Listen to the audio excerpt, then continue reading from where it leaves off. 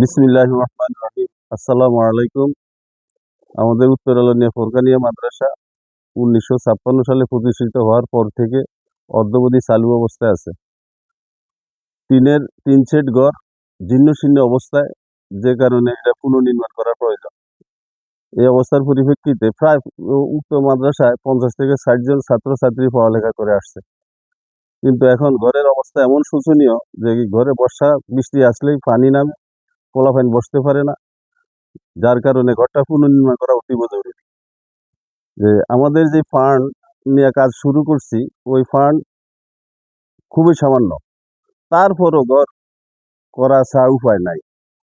তা আপনাদের যারা আমাদের এলাকার দেশি এবং প্রবাসী আছেন, আপনাদের কাছে আকুল আবেদন, এই ফলাফলের পড়ালেখার সুবিধার্থে আপনারা এই ঘরে, এই মক্তবে, এই ফোরকানিয়া মাদ্রাসায় আপনাদের সহযোগিতা আমরা কামনা করছি।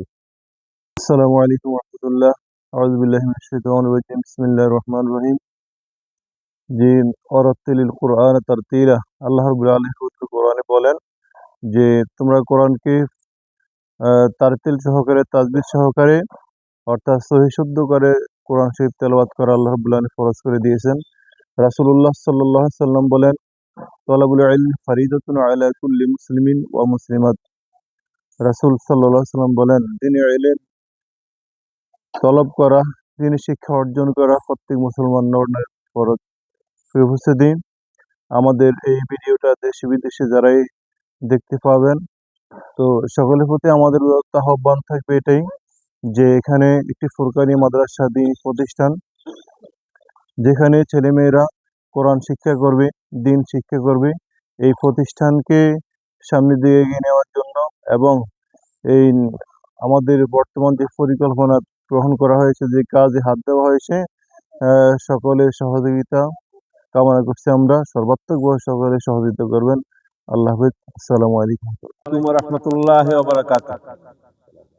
প্রিয় জনগণ ও বাংলাদেশিবাসী যারা আছেন এবং আলোনিয়াবাসী, আপনাদের কাছে, সবার কাছে আমরা এই মাদ্রাসার জন্য সহযোগিতা কামনা করি।